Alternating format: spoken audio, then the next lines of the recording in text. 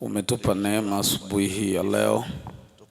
Tunaomba neema yako na utakaso wako Kristo katika maisha yetu kwa namna ya kipekee ambayo wewe umeifanya katika maisha yetu. Tunakupenda, tunakuhitaji.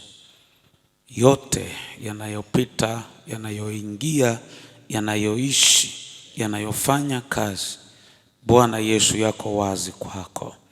Uwe nasi asubuhi hii kwa upendo wako mkubwa uliotujalia. Ukatulinde na kututunza na utufikishe katika mapenzi na makusudi yako. Katika jina la Yesu Kristo, uliye Bwana na Mwokozi wa maisha yetu. Amen. Tukae.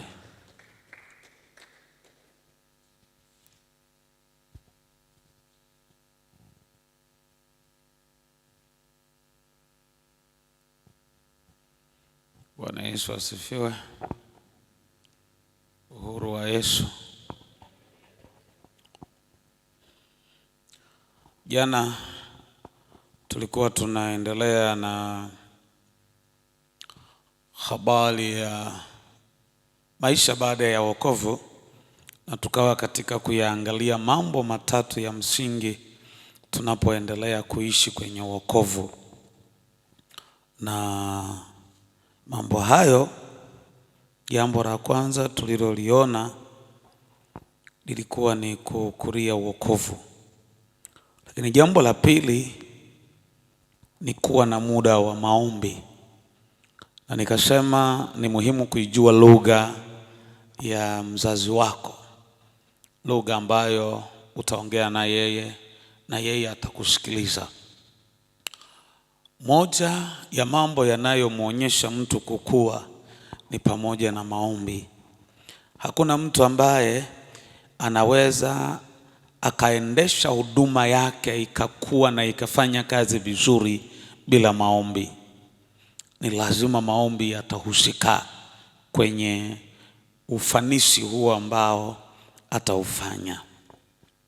Lakini hatua zozote unazohitaji kuzifanya zinaendana pamoja na maombi. Hakuna kazi ambazo utazifanya zisizoendana na maombi katika maisha na ukamilifu mzima unapoendelea kuishi kwenye maisha ya wokovu. Tulipata muda mzuri kuendelea kutazama kwamba ni kwa namna gani sisi tunapaswa kujieleza, kuzungumza na kuwa pamoja na Mungu katika maisha yetu kwenye kipindi hiki au kwenye vipindi ambavyo tayari Mungu ametupa muda wa kuishi kwenye wokovu.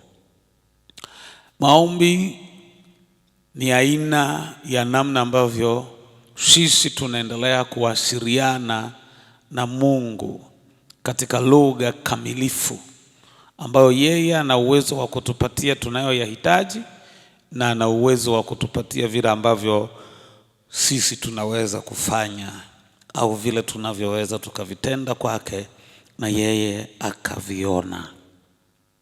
Bwana Yesu asifiwe. Naomba tuangalie Warumi sura ile ya 8 na mstari wa 26 na 27. Warumi 8 mstari wa 26, neno la Mungu linasema kadhalika Roho naye utusaidia udhaifu wetu. Ndio. Kwa maana hatujui kuomba jinsi tupasavyo. Hatujui kuomba ipasavyo. Lakini Roho mwenyewe utuombea kwa kuugua kusikoweza kutamkwa. Lakini Roho mwenyewe hutuombea sisi kwa mazingira ambayo sisi hatuwezi tukamsikia, ila Mungu anamuelewa. Na yeye aichunguzaye mioyo aijua nia ya Roho ilivyo. Kwa sababu yeye anatufahamu. Nilisema jana kwamba kabla hatujaomba ameshajua unawaza nini, na unapokuwa katika kuomba amekwisha kukujibu, maana ameelewa kila unachokihitaji. Unaweza ukakomea hapo. Nisomea Yohana, Injili ya Yohana sura ya 16. Injili ya Yohana sura ya 16 na mstari wa 23 na 24.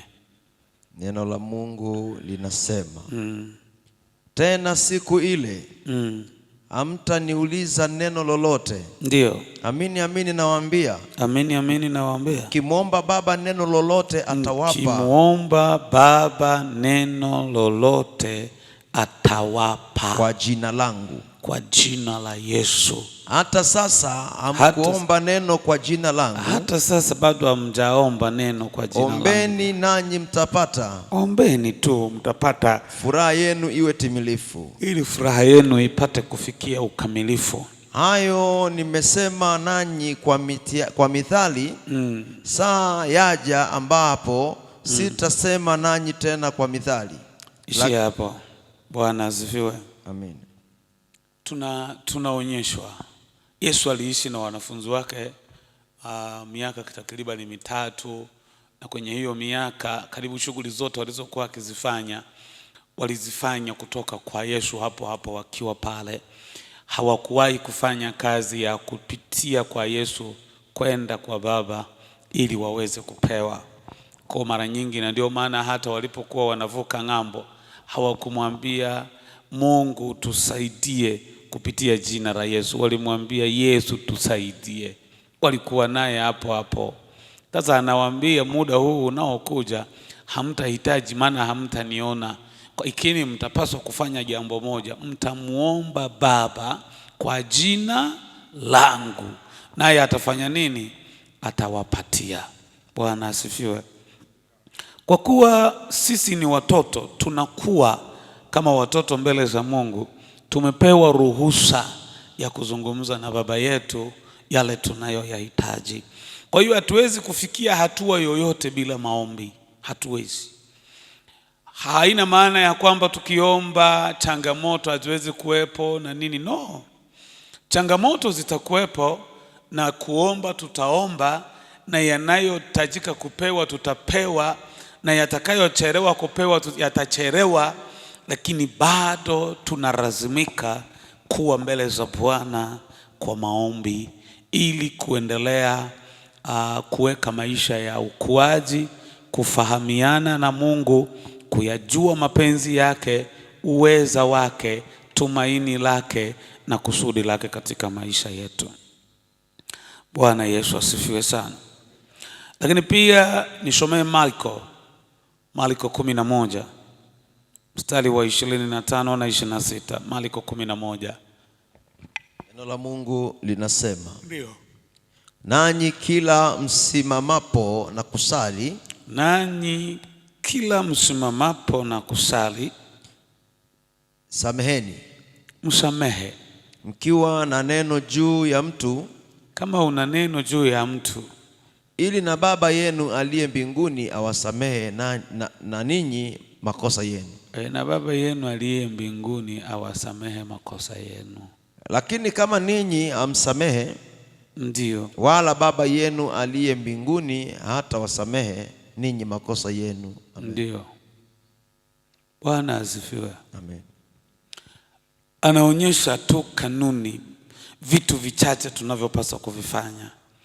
Tusimwendee Mungu tukiwa na hasira. Tusimwendee Mungu tukiwa tumeumizwa kiasi cha kumtenda dhambi. Biblia inatuonyesha hapo kwamba kama kuna mtu ameumiza maisha yako, achiria kwanza ili ujieleze kwa nani? Kwa Baba. Usimfanye Mungu kuwa sehemu ya yule aliyekuumiza. Hapana, hawahusiani. Achana nayo, yaweke pembeni. Mwambie nimekusamehe mpendo wangu. Kwa nini ninakusamehe? Ni masaa mazuri, ninahitaji kuendelea na mahusiano na familia yangu. Bwana Yesu asifiwe. Mara nyingi tunakata mahusiano yetu na Mungu kwa ajili ya watu wengine, kwa sababu ya matatizo. Kuna watu wanafukuzwa kwenye familia zao kwa sababu ya watu, marafiki. Baba au mama amekwambia sikutaki, simtaki huyo rafiki yako, alafu wewe unaendelea tu kuwa naye. Simtaki huyo rafiki yako, wewe unaendelea tu. Sizitaki hizo tabia, wewe unaendelea tu. Mwisho unafika mahali mama anakuwa hakuhitaji tena, anaamua sasa, kwa kuwa huwezi, nenda ukaishi kwake, kwa mazingira hayo. Kwa hiyo Baba pia anatutaka tunapokuja tusije tena na maumivu ya watu wengine. Tuje sisi kama sisi, na Mungu atahusika na hivyo vihitaji kuvifanya. Na ndio maana anasema tunaposimama kuomba tuhakikishe ya kwamba hatudaiwi. Bwana asifiwe sana. Tuhakikishe kwamba hatudaiwi kwa neema hiyo ambayo Mungu ametupatia. Watakatifu, ipo mifano mingi katika Biblia inayotuonyesha watu walioishi kwenye wokovu hawakuacha kuomba. Waliomba.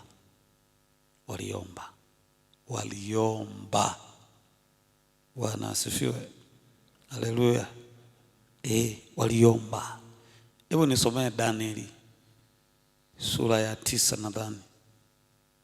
Anza na mstari wa kwanza, unasemaje? Danieli sura ya 9 mstari wa kwanza, neno la Mungu inasemaje? Katika mwaka wa kwanza wa Dario, ndio, mwana wa Aswero, wa uzao wa Wamedi, aliyetawazwa kuwa mfalme juu ya milki ya Makaldayo, katika mwaka wa kwanza wa umiliki kwake, mimi Danieli, kwa kuvisoma vitabu, ndio, na alifahamu hesabu ya miaka, ndio, ambayo neno la Bwana lilimjia Yeremia nabii, ya kutimiza ukiwa wa Yerusalemu, yani miaka 70. Ndio. Nikamwelekezea Bwana Mungu uso wangu, ili kutaka kwa maombi na dua pamoja na kufunga. Komea tu hapo. Utaona pia hata huko mwanzoni Danieli walimjua kwamba ni mtu anayeomba kila mara, na alijiwekea utaratibu wa kuomba mara 3 kwa siku. Sasa walivyomtafuta wakamuona kana kwamba hana sehemu ya kumshika, na walikuwa wanaitaka hiyo nafasi aliyopewa. Kwa nini? Na hawa, kumbuka wanaozungumzwa hapa ni Wairani hawa ambao wanapigana sasa hivi, ndo hao waliokuwa wanaitwa Wamedi na Wajemi. Bwana asifiwe. Kwa hatua hizo zilizokuwepo, Danieli wakataka sana kwamba haka nafasi, kwanza huyu ni mtu wa kuja tu, inakuaje anapewa cheo kikubwa hivi? Huwa tunaona watu wakipewa kacheo wanaanza kulalamika, huyu ni Mnyarwanda, mara ni Murundi, mara ni nani, wanalalamika. Kwa hiyo hata wao walikuwa wana malalamiko hayo ya kusema kwamba hapana, huyu ni mtu wa kuja, hawezi kupewa cheo kikubwa hivi. Lakini wakatafuta sababu wakakosa.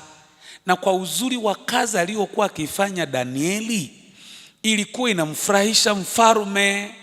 Bwana asifiwe. Kwa hiyo wakaadhimia moyoni mwao kwamba huyu, ili tumpate, lazima tufunge sheria inayofanana na habari za Mungu wake. Kwa maana gani? Huwa anaomba mara 3 kwa siku. Tunavyojua anavyompenda Mungu, hataacha kuomba. Kwa hiyo tutungeni sheria inayozuia, tena tusiweke siku nyingi, tuweke tu siku chache. Watu wote wasiombe kwa Mungu yeyote isipokuwa kwa nani? Kwa mfalme. Na sheria yao ilikuwa ikisha sainiwa, ilikuwa haibadilishwi. Walipomaliza, baraza la mawaziri likampelekea mfalme mbele yake, likamwambia mfalme, tumekuja na proposal. Tunataka siku hizi ni siku za kukuombea kwa sababu ya changamoto na mafanikio unayopaswa kuyafikia kwenye hii nchi yako. Akasema jambo zuri la kuombewa. Yaani kama sisi hapa mawaziri wakae halafu waende kwa Samia wamwambie, Samia, tunaomba utupe siku 3, nchi yote nzima itaomba kwa ajili yako. Hakuna mtu atakayeenda ofisini wala mahali popote, kila mtu atalazimika kukuombea wewe kwa hizo siku. Hawezi kukataa, atakubaliana. Ndio wakakubaliana, akaweka sahihi. Sasa kwa sababu masaa na muda wanaujua wa Danieli wa kuomba. Hawakupata shida, wakavizia tu masaa yalipofika, kwa sababu yeye pia alisema siwezi kuacha kumuomba nani? Mungu, siwezi. Ulipofika muda alifungua dirisha kuelekea Yerusalemu. Kwa nini anaelekea Yerusalemu? Kumbuka, wakati Sulemani amejenga hekalu, aliomba maombi haya, akawaambia, ikiwa Mungu watu wako hawa hata kama wamepelekwa mbali walipokukosea, watakapoomba kwa kuelekea Yerusalemu, utasikia maombi yao. Kwa hiyo Danieli alikuwa kwenye mfumo wa maombi ya Sulemani juu ya hekalu. Kwa alifungua dirisha kuikabili kuielekea Yerusalemu, akaiangalia na kuanza kuomba. Kwa hiyo hawakupata shida. Wakachungulia wakasema kwamba tayari huyu hapa ameshafungua dirisha anaomba. Wakaenda wakamwambia mfalme, huyu mtu wako tena wa karibu kabisa naye kanaye mezani kwako, si tayari tumemkuta anaomba na maombi yake tofauti na yale tuliyokubaliana. Na kwa sababu sheria inasema na imetungiwa ikawekwa na hukumu yake, kamwambia huyu anapaswa kwenda kutupwa kwenye shimo la simba wenye njaa. Shimo limechimbwa, wakawekwa mure simba, wanasubiri kula mpaka mharifu apatikane. Kwa maombi yao simba kula yalikuwa ni ya kusubiri mharifu. Mfalme kwa moyo wa kujikunja aliumizwa kumpoteza Danieli, kwa sababu alikuwa mtu muhimu sana kwenye maisha yake. Lakini kwa sababu ndo amekwisha kuitia sheria, hawezi kuikeuka, akawaambia basi sawa. Wakambeba Samueli, wakamchukua, wakampeleka. Hakutaka hata kuwafuata, wakampeleka mpaka kwenye lile shimo la simba. Walipofika wakafungua, wakamdumbukiza, kisha wakafunika, wakarudi nyumbani wakipongezana, kwamba vipi, komesha dudu, shamaliza huyu, shatusumbua mno hapa. Sasa hivi tumebakiza tu siku chache malize tu hizi siku za maombi hizi, tunaingia kuchagua, tunamaliza hiyo. Biblia inasema moyo wa mfalme haukupata amani, haukutulia. Alizoea kila alipotaka kwenda kulala walimpigia na kangoma na kamziki kakumliwaza mpaka mfalme asinzie. Aliwafukuza wapiga ngoma, akawaambia nendeni mkalale, toka hapa. Hakuwahitaji. Kwa nini? Muombaji wake kwenye ikulu amepewa adhabu. Kwa hiyo amani ya mfalme haipo. Bwana asifiwe. Kuna manufaa kwa mtu anayeishi maisha ya wokovu, hasa anapokuwa naomba. Maombi yako yanawanufaisha na watu wengine. Ndiyo maana wakati mwingine huwa tukiondoka kwenye eneo, sisi watu tunahamishwa kwenye vituo vyetu vya kazi. Lakini kuna wakati kuna kituo unaweza ukahamishwa, ndengo nzima inaumia kuhamishwa kwako, hata wasiosali. Kwa nini? Wananufaika na maombi yako, wananufaika na wokovu wako. Mfalme alinufaika na wokovu wa Danieli. Kwa maombi ya Danieli yalikuwa yana manufaa kwa mfalme. Yalipopelekwa yalipopelekwa kwa simba, maana yake mfalme akabaki mkavu, kakosa amani. Biblia inasema alienda kabla usiku haujaisha, akaenda kule akaenda akiwa mbali, anakaribilia kufika kwenye lile shimo, akaanza kumuita Danieli, mtu wa Mungu, Danieli, Danieli. Alipolikabili shimo, akaongeza sauti yake, Danieli, mtu wa Mungu, je, Mungu amekurinda na hawa simba? Danieli akamwitikia mfalme bila kinyongo, akamwambia, mfalme uishi milele. sikuwa na hatia mbele zako na mbele za Mungu. Mungu aliyashika makanwa ya simba, niko mzima, ninaishi. Bwana asifiwe. Haleluya. Jaribu kuona umuhimu na uzito wa mtu anayeishi kwenye wokovu, namna ambavyo anapaswa kuishi kwa maombi. Mfalme akili zake zikarudi dakika chache. Huo muda akaamuru wote mawaziri waliotunga ile sheria waletwe mara moja muda huo. Wakati wanaletwa, wakaamuliwa walinzi, mtoweni. Wakamtoa, kampandisha kutoka kwenye shimo, wakamleta juu. Haijaandikwa kwenye Biblia, nadhani alimkumbatia, ila kwenye Biblia haijaandikwa. Maana unaweza ukaenda kupatafuta kwamba wapi mfalme alimkumbatia. Hapana, haijaandikwa. Lakini najaribu tu kuyaona mapenzi yale ya kukosa usingizi na kuamka mapema kwenda kumuita, yanaonyesha baada ya kutoka Danieli, yamkini alimkumbatia, akamwambia upole pole, sikulala kwa ajili yako, maana wewe ni mtu wa muhimu sana katika ikulu yangu. Maombi ya watu wenye wokovu yana matokeo yenye faida kwa watu wengine. Ile adhabu iligeuka. Badala ya Danieli kuliwa na simba, mfalme aliwaadhibu vibaya sana, kwa sababu hawakutupa wao tu, wakatupwa na familia zao. Umeelewa hapo? Wakatupwa na familia zao. Hapo ndo nayaona maombi ya mtakatifu, maombi ya mtu mwenye wokovu yananufaisha mpaka watu wengine. Bwana asifiwe. Kwa hiyo ni swala la msingi, tunapoendelea kuishi kwenye maisha ya wokovu, tunalazimika kuomba. Wokovu na maombi unatembea pamoja, bila kujali uko kwenye mazingira gani, bila kujali unapita kwenye eneo lipi, lazima kuomba. Lazima tuombe. Ni lazima tuombe. Hakuna kitu kinachotuzuia, lazima tuombe watakatifu. Lazima tuombe. Wokovu unaenda na maombi. Bwana Yesu asifiwe sana. Haleluya. Haitoshi. Kuna binadamu mmoja anaitwa Yona. Yona alichengaga alipoambiwa nenda ukawaambie huo mji Ninawi ukauhubiri, wasikie habari zangu, yamkini wanaweza waka. Sasa yale mamtu yalikuwa yanawanyanyasa sana Waisraeli. Akajua tu kwamba huyu namjua Mungu ana rehema sana, atayasamehe.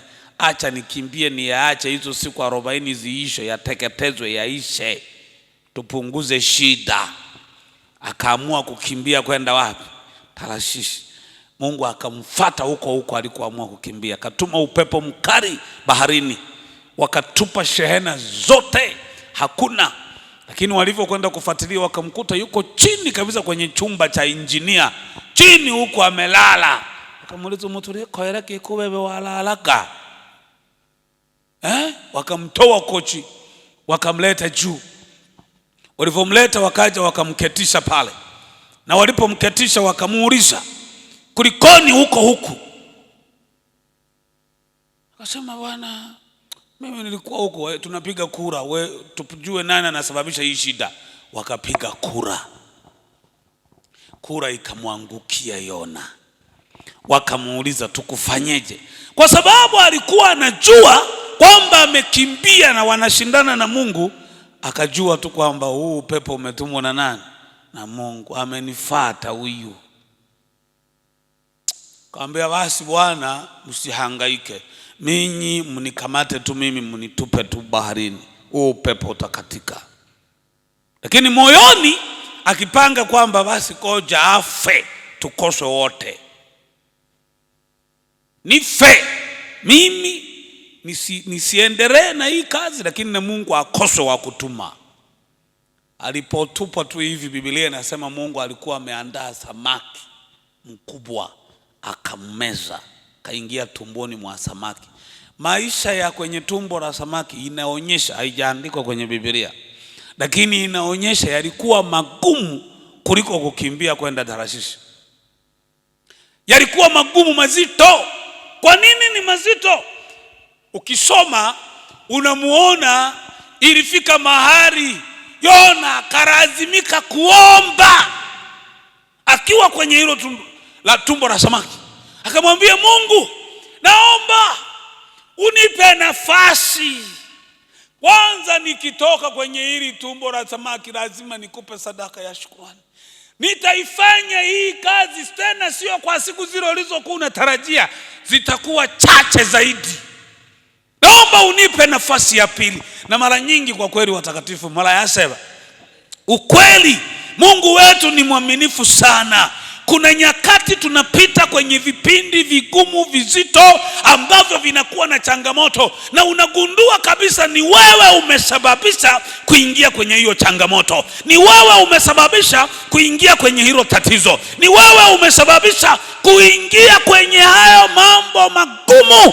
Unafika mahali unamwambia Mungu, ninatengeneza proposal mpya, ninatengeneza mpango mpya, ninatengeneza wazo mpya, nipe nafasi nyingine Mungu. Usiache kuangalia hili nililolikosea, nipatie nafasi nyingine, nitafanya vizuri kuliko hivi nilivyokosea. Mungu anakupa nafasi nyingine. Yona alipewa nafasi nyingine. Maana baada ya maombi hayo, samaki akaamuliwa, nenda ukamtapike ufuoni. Samaki akaenda moja kwa moja mpaka ufuoni. Alipomtapuka ufukoni, Yona hakwenda nyumbani kusalimia familia wala kuwasalimia ndugu. Akaingia Ninawi, mji ule mkubwa. Akatembea siku chache akiupigia kelele, akiambia baada ya siku 40 Mungu shakasirishwa na matatizo yenu, anawafyekelea mbali. Watu hawa ujumbe ukawa mkali. Maana kumbuka Bwana asifiwe, kumbuka alikaa kwenye tumbo la samaki siku ngapi? Siku 3. Na hapa tena wanatheolojia tunajifunza kwamba Bwana Yesu alisema kule, hatutawaonyesha ishara isipokuwa ishara ya Yona. Kwa maana ya kwamba Yona alikaa tumboni mwa samaki siku ngapi? 3. Baada ya siku 3 akapeleka ujumbe wa wokovu kwenye taifa la Ninawi. Yesu alikaa kaburini siku ngapi? 3. Akatoka kuja kuutangazia ulimwengu kwamba endeleeni kuishi salama, mimi nimeushinda ulimwengu, dunia iko salama na Bwana ataendelea kuwahudumia. Kwa hiyo kuna kitu kilichokuwa kinaonekana kwenye mazingira yale. Baba, acha nikutie moyo, mwambie Mungu akupe nafasi ya pili. Mwambie Baba, nikumbuke, nipe. Ukimwambia Mungu proposal nzuri, anakubadilishia. Hata kama kaajira kalikuwa kanaelekea mwisho kuondoka, wakati mwingine unaweza kukuta umepewa barua. Umeandikiwa na barua ya kuacha kazi au ya maelezo, kwamba tunaomba ulete maelezo ya tarehe fulani na tarehe fulani. Huku wenzio wako wanasubiria tu kukuondoa. Lakini ukimwambia Mungu, Mungu anakupa nafasi nyingine. Bwana asifiwe. Haleluya. Watakatifu, naomba unielewe vizuri. Hauwezi kuendelea kuishi maisha ya wokovu bila maombi. Ni lazima tuombe. Lazima tumwambie Mungu kwenye haya maisha. Maana yake ni kwamba huwezi kuendelea kuukuria wokovu bila kuzungumza na mwenye wokovu. Kwa kuna mahusiano yametengenezwa. Ndio maana tumepatanishwa. Bwana asifiwe. Kupatanishwa maana yake tumerudishiwa mahusiano kati yetu sisi na nani? Na Mungu. Kwa hiyo tuna nafasi ya kuongea, tuna nafasi ya kuelezana, tuna nafasi ya kuambizana, tuna nafasi ya kufanya mambo pamoja na yeye wakati tunaendelea kuishi. Ndio maana unamkuta mama na mtoto wananyweshana uji, huku wanaulizana maswali, huku wanaelezana, huku mama anamhakikishia mwanae, mwanangu ninakupenda sana. Anamuelezea mambo mazuri, wanazungumza wakiwa pamoja. Akimuona ameshiba na anayaona haya masaa sio ya kucheza, anamwambia sasa, mwanangu sukalale, pumzika. Anamwambia simama, huu ni muda wa kuangalia. Hapana, umekosea masaa, nenda kalale sasa hivi saa 7, uamke saa 9, tamthilia itakuwepo. Wanaongea, wanaelewana. Anasema sawa mama. Anaenda, akifika kitandani anacheza kwanza pale kitandani, anautafuta usingizi, baadaye atarara kama tiara. Lakini amefanya nini? Amelala. Wanazungumza mtu na mwanae, wanaelezana, wanapeana mambo ambayo yanawezekana. Kwa hiyo hata sisi tunalazimika kuzungumza na Mungu, kumwambia. Hatuwezi kukua kwenye maisha ya wokovu bila maombi. Hatuwezi kushinda bila maombi. Hatuwezi kustawi bila maombi. Hatuwezi kufanya vizuri bila maombi. Hatuwezi kuendesha huduma bila maombi. Hatuwezi kuwa na fellowship bila maombi. Hatuwezi kuimba bila maombi. Hatuwezi kuhubiri bila maombi. Hatuwezi kusoma neno la Mungu bila maombi. Ni lazima tuombe, tumwambie Baba, tunahitaji hiki, tunaomba tuende na wewe, tunaomba tufanye pamoja na hili, tunaomba tufanye hiki kitu kinachotakana. Mtumishi wa Mungu Elisha walipomwambia kwamba hapa hapatoshi, tunatakiwa kupapanua, akawaruhusu waende wakakate miti waje wapanue nyumba. Lakini walipotaka kwenda, mtumishi mmoja akamwambia, tafadhali tunakuomba twende pamoja nawe huko tuendako. Bwana asifiwe. Kwa tunalazimika, kila kazi tunayohitaji kuifanya ni lazima tumwambie Baba, unaweza ukaenda na mimi tuition? Naambia niko tayari, tutaenda wote. Na ndio maana mtumishi wa Mungu Musa alifika mahali akamwambia Baba, simechoka kwenda na uso wa malaika, siendi na uwepo wa malaika, natamani niende na wewe, na usipojionyesha wewe kuwepo hapa, usinitoe hapa, niache niendelee kubaki hapa mpaka utakapokubali kwenda pamoja na mimi. Kumbe Mungu husikia maombi ya wanaoishi katika wokovu.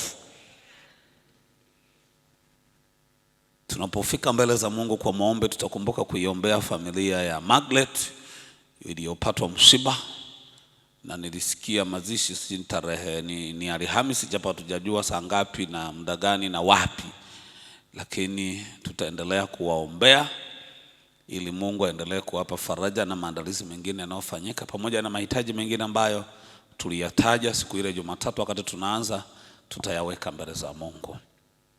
Nina haja nawe kila saa, hawezi mwingine kunifaa. Yesu nakuhitaji vivyo kila saa, niwezeshe Mwokozi nakujia. Tunakupenda Mungu kwa sababu ni wewe unayetufahamu sisi watumishi wako. Hatuwezi kuendelea kuishi na kukua katika maisha ya wokovu bila kukuomba. Utupe neema ya kuomba na kueleza mahitaji tunayoyahitaji kwako, kama sehemu ya ushirika, mahusiano na mazungumzo yanayojenga huduma kati yetu sisi na wewe Baba. Masaa huu tunafika mbele zako Bwana, tukikushukuru kwa ajili ya neno lako, tukikushukuru kwa ajili ya upendo wako, lakini pia tunaomba kwa ajili ya mtumishi wako Margaret, ambao Bwana wana msiba kwenye familia yao. Wape faraja wanapoendelea na hatua na maandalizi yao yote. Mungu utawapatia neema, utawatia moyo. Wanapohitaji rasilimali fedha, rasilimali vitu, Mungu utaonekana. Wape faraja, watie moyo, na Mungu usiwapungukie wala kuwaacha. Tunaombea kazi zetu za mikono, biashara, ajira, ufugaji, kilimo na huduma mbalimbali ambazo sisi tunapaswa kuzifanya, ili Mungu tukaweze kufikia malengo yanayotarajiwa kuwepo. Ninakualika Roho Mtakatifu kakae pamoja na sisi, wala usitupungukie wala usituache, kama vile ambavyo Mungu umeendelea kufanyika kwenye maisha yetu ya kila siku. Bariki Bwana kazi zetu za mikono, tunapokwenda kuzitenda usitupungukie. Tupe marafiki na watu sahihi wa kufanya nao kazi kwenye hizo shughuli tulizo nazo. Bwana Yesu, ninakuhitaji sana. Bwana Yesu, ninakupenda sana. Endelea Mungu kutuhudumia kwa namna ya kipekee kwenye makazi.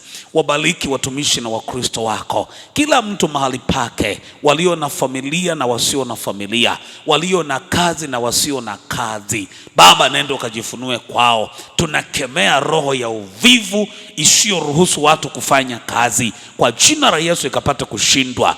Toka Shetani, achilia maisha ya watu wako wakakutumikia na kufanya kazi kwa furaha. Wafanye jitihada kupenda kufanya kazi na huduma zako, tena kwa uaminifu. Baba ukaendelea kuonekana. Tunaombea familia na maisha yetu ya nyumbani. Bwana, nenda ukawasaidie watoto wetu, zisaidie ndoa zetu, saidia mahusiano mbalimbali, wasaidie wachumba, wasaidie watoto wanapokuwa